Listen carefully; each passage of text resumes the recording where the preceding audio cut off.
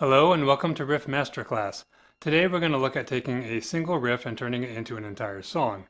In this case, the riff is by Metallica in the song Fade to Black, and it is about halfway through the song when they do the tempo change. And the riff sounds like this.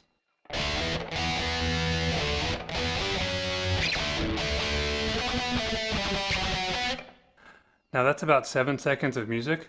I was able to turn that into a song over 6 minutes long with about 25 riffs and as many as 40 variations because sometimes a single riff had more than one variation in it.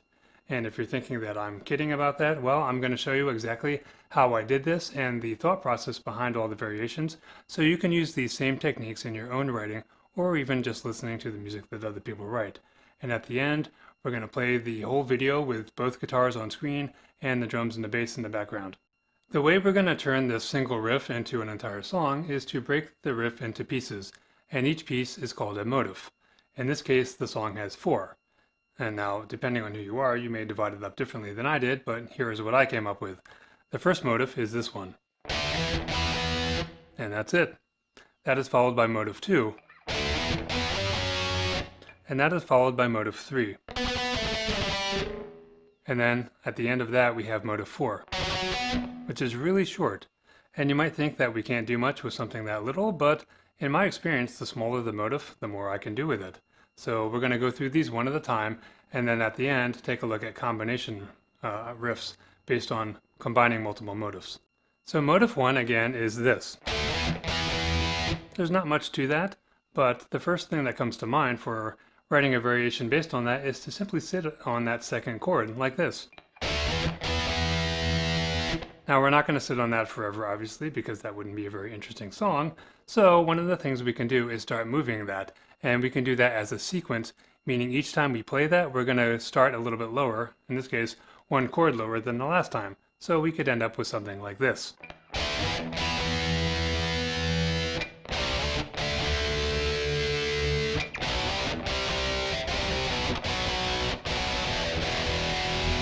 Now you notice as I continued that I changed from the strict variation to something else, but that's fine because the goal here is not to necessarily be strict about it, but to just write more music based on the original material. And what I have found is that once I start writing a variation, I let the music take care of itself and just go where it wants to go. So as long as it starts with a variation, we're basically good to go. One of my personal habits as a guitarist is that I tend to play guitar in my head even when I'm away from my guitar. And I often write variations doing this, which is what happened with that last one. I wrote that in my head and then picked up a guitar later and figured out what it was. But I also heard something else in my head when I was, mentally holding those chords like this. So as I'm holding that chord, not much is happening. Obviously the drums and the bass would be doing something, but I heard something else filling in the gap, and it's basically motif 3, which was this. So we end up with a combination that goes like this.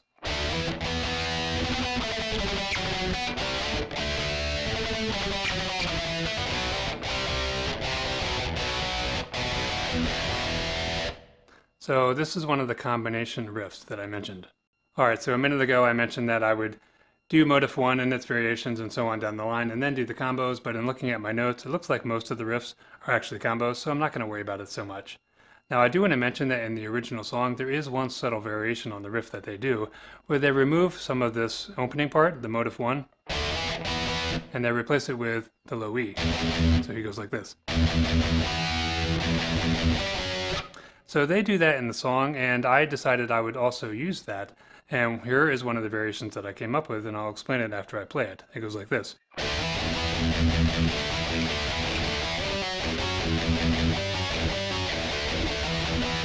So you can see it's a combination of motif 1, which is this, and then motif 2, which is... It's all pretty much the same set of notes, but it's just played subtly different. Let's take a look at motif 2 and some of what we can do with that. Motif 2 is the one that goes like this.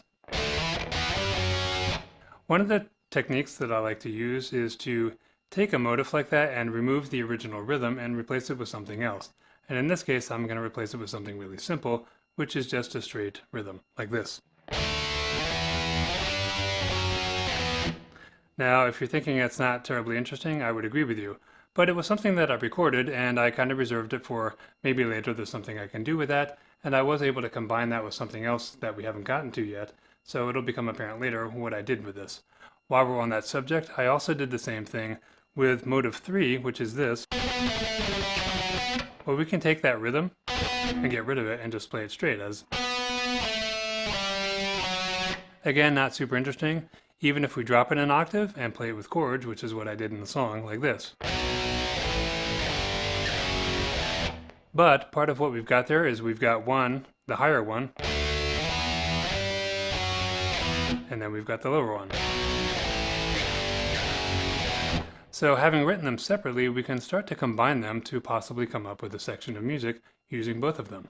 In one of the riffs I played a minute ago, I ended with this. Well, the last part of that, I started playing around with that and I wrote another riff, which I'll explain in a second, but it goes like this.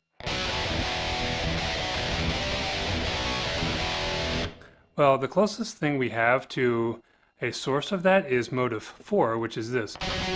That comes at the end of 3. Right at the end there. So that rhythm, when it goes up, goes down here. So we can still consider this a variation. And I was able to tag another variation on there. I only played part of the riff, so let me play the rest.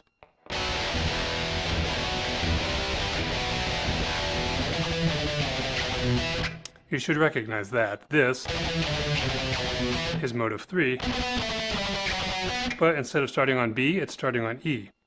So we've got two variations in the same riff. Another variation we can do on that is instead of going down like I just did, we can go up. So if we've ended on an E, and I heard that repeating several times like this.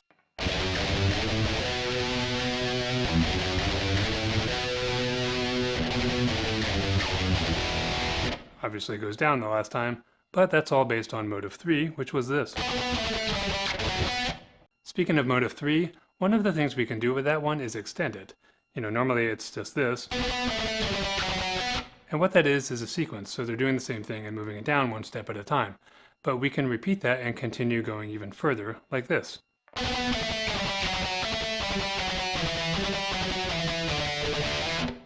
Another technique we can use is to take a little bit more time in between the elements of a motive than were there in the original. So they somewhat quickly go down the scale on motive 3.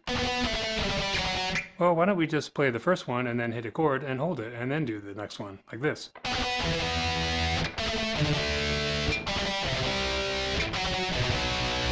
So that works. There's a really subtle variation in that we can do, which is the same chords, but instead of starting on a higher note, which is from the original, like this, we would just do that on the lower note.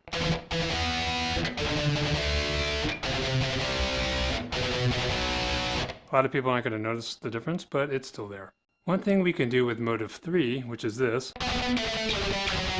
is to start low and go up instead. And we've already done that a little bit, but in this case, instead of going up by step, one at a time, like this, I want to go up by skip and then go down by step, like this.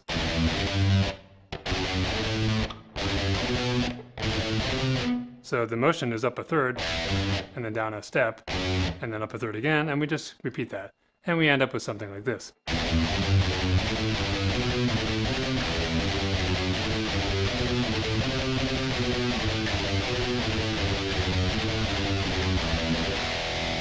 Obviously at the end I switched it around because I just wanted more variation and it didn't sound good to just keep repeating the same part over and over again.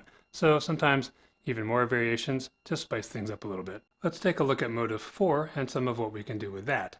Now motive 4 comes at the very tail end of the whole riff, and it's only two notes, F sharp and B, and it's played in this rhythm. One of the tricks that I like to use is to get rid of the notes and replace them with a single note to start, but keep the rhythm. And in this case, the rhythm is, well, what if we just do that on the low E? We would get this. By itself, not a whole lot of interest there, but if we keep doing it, we get one of these low string chugs like this.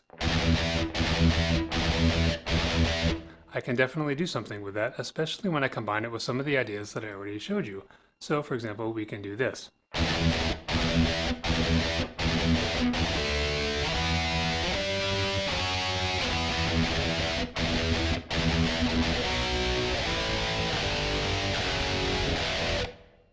Now when I recorded it, I had one guitar continuing to do that low E chugging the whole time and the other guitar doing the other part because it sounded a little cooler that way.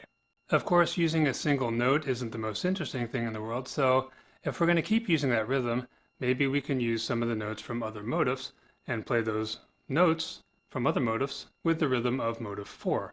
So for example, motif 1 is this.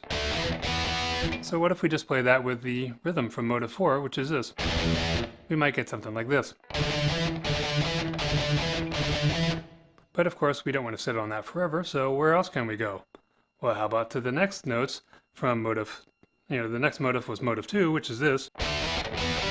So we can come up here and do this. So basically you get the idea. Here's what the actual riff sounds like.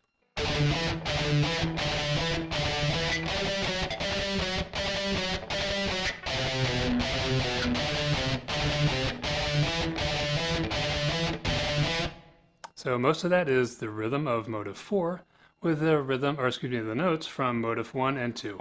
We can also take the beginning of that one and do a descending version, like this.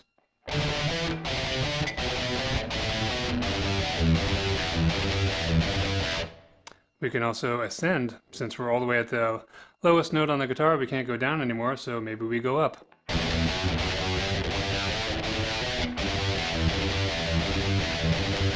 Of course, we can do the same trick with other rhythms. So in this case, motif 3 had this rhythm. Well, maybe we take that rhythm and we alternate it with notes from other motifs. In this case, I'm going to use motif 2, which was this. So that's D, E, G, and F sharp. So we end up with something like this.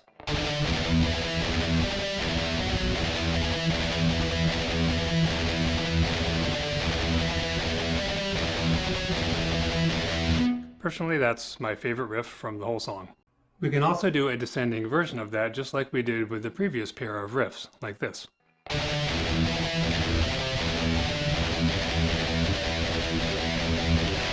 One of the riffs I played earlier goes like this.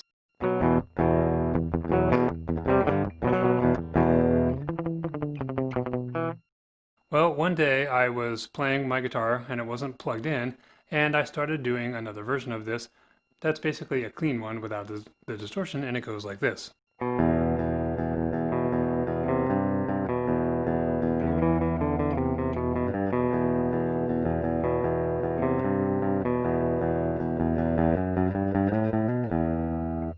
So since this song is a ballad, it's not a bad idea to write some variations that are also like a ballad, and that's one of them. I wanted to see if I could write another variation on the original riff without any distortion. And in this case, I came up with something that's much higher on the guitar on the top 3 strings for the most part. And instead of using fifths, 2 notes that are a fifth apart like the original, in this case we're going to use thirds all the way up here. And this should sound pretty familiar.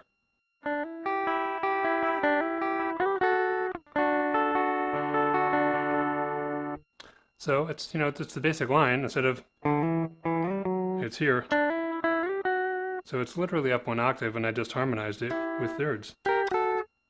Actually, I think up here it starts with just 1 note and then does the thirds because I didn't like this. But, that brings up a point. You really just have to play with the material, have fun with it. And one of the techniques that I use is to just play around with these ideas and I record them. And even if they don't work, that's fine. But I'll take something like motif 1 and just write a bunch of stuff with that and do it the same with motif 2 and so on.